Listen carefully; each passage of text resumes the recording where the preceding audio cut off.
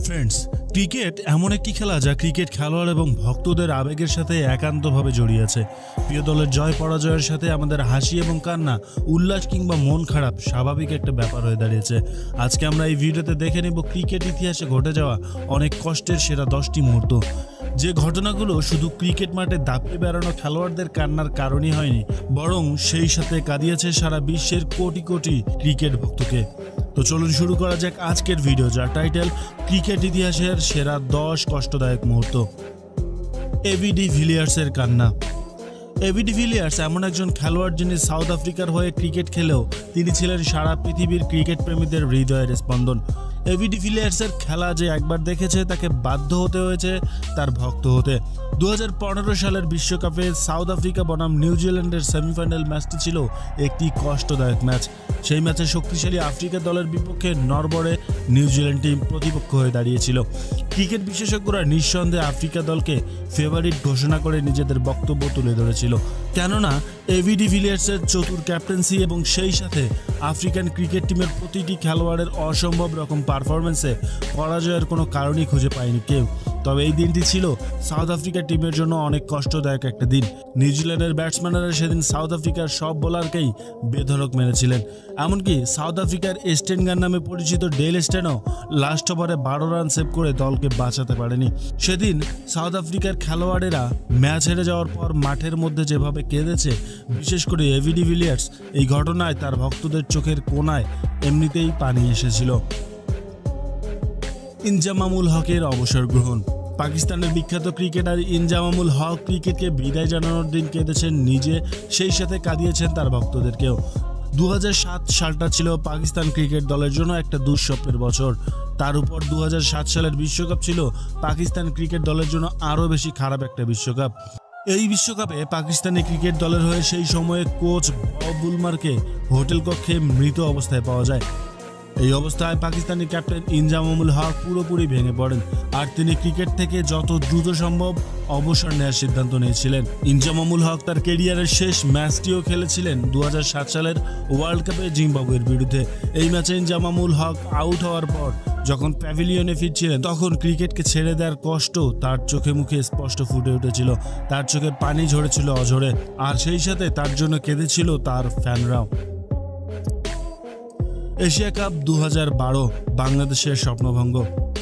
2012 সালে এশিয়া কাপে বাংলাদেশ ক্রিকেট দল ছিল সোনায় সোহাগা।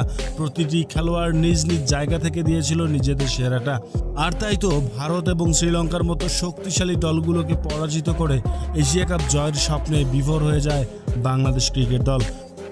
ফাইনাল ম্যাচে বাংলাদেশের প্রতিপক্ষ ছিল পাকিস্তান। প্রথমে ব্যাট করতে নেমে পাকিস্তানের সংগ্রহ দাঁড়ায় 236 রান। 237 রানের লক্ষ্য তাড়া করতে নেমে তামিম ইকবাল এবং নাজিম উদ্দিনের অসাধারণ ওপেনিং পার্টনারশিপ জয়ের আশা আরও বাড়িয়ে দেয় বাংলাদেশের। তামিম ইকবালের 60 এবং সাকিব আল হাসানের 68 রানের ঝকঝকে ইনিংসে বাংলাদেশের জয় নিশ্চিত ছিল, কিন্তু ফাইনাল ওভারে মাত্র 2 রানে হেরে যায় বাংলাদেশ। আর এটা ছিল বাংলাদেশ ক্রিকেট দলের জন্য সবচেয়ে দুঃস্বপ্নের একটা ম্যাচ। সেদিন শুধু বাংলাদেশের মাঠের ক্রিকেটাররাই কাঁদেনি, কেঁদেছিল বাংলাদেশের 16 কোটি মানুষ।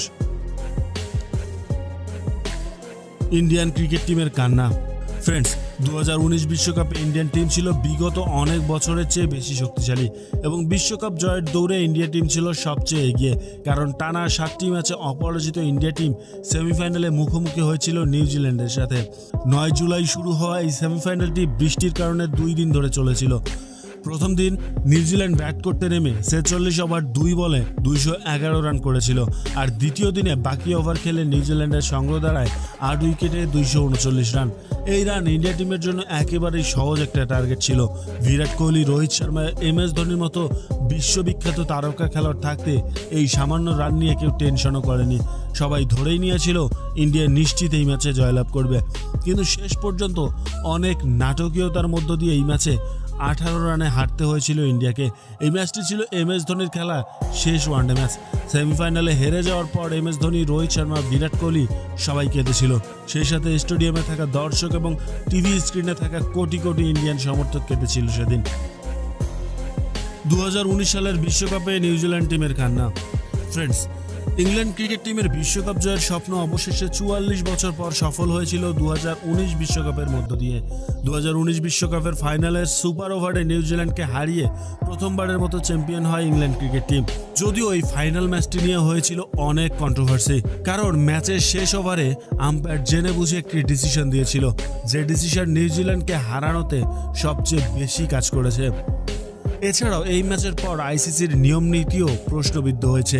নিউজিল্যান্ড প্রথমে ব্যাট করতে নেমে ২৪১ রান সংগ্রহ করেছিল। ইংল্যান্ডের জয়ের জন্য প্রয়োজন ছিল ২৪২ রানের। বেন স্টোকের অপরাজিত ৮৪ এবং জর্জ বাটলারের ৫৯ রানের পরেও ইংল্যান্ড ২৪১ রান করলে ম্যাচটি ড্র হয়ে যায়, যার ফলে ম্যাচটি সুপার ওভার পর্যন্ত গড়ায়। সুপার ওভারে ইংল্যান্ড ১৫ রান করে, এবার নিউজিল্যান্ড টিমও ১৫ রান করে। আবারও ম্যাচটি ড্র হয়ে যায়, কিন্তু ম্যাচে বেশি বাউন্ডারি মারার কারণে ইংল্যান্ডকে বিজয়ী টিম ঘোষণা করা হয়। পরাজিত হওয়ার পর নিউজিল্যান্ড টিম ছিল একেবারে বিমর্ষ, কারণ সমান সমান স্কোর করার পরেও হেরে যাওয়াটা অনেক কষ্টকর। ফিলিপ হিউজ ডেথ ২০১৪ সাল ছিল পুরো ক্রিকেট বিশ্বের জন্য একটা বেদনাদায়ক দিন। ক্রিকেট ম্যাচ চলাকালীন কোনো ব্যাটসম্যানের মৃত্যুটা সেদিন সারা পৃথিবীর ক্রিকেট খেলোয়াড় কিংবা ভক্তকে স্তব্ধ করে দিয়েছিল। ম্যাচ চলাকালীন সময়ে ফিলিপ হিউজের ঘাড়ে একটি দ্রুত গতির বল এসে লাগে। বলের গতি অনেক বেশি হওয়ার কারণে ফিলিপ হিউজের ঘাড় ভেঙে যায় এবং তিনি সেখানেই অজ্ঞান হয়ে পড়ে যান। এরপর তাকে হাসপাতালে নেওয়া হলে টানা ২ দিন মৃত্যুর সাথে যুদ্ধ করে তিনি এই পৃথিবীর মায়া ছেড়ে চলে যান। এই ঘটনায় পৃথিবীর সমস্ত ক্রিকেট খেলোয়াড় আলাদা আলাদা বিবৃতি দিয়ে দুঃখ প্রকাশ করেছিলেন। আর এই ঘটনাটি ছিল ক্রিকেট ইতিহাসে এ যাবৎ পর্যন্ত সবচেয়ে ট্র্যাজেডিক ঘটনা।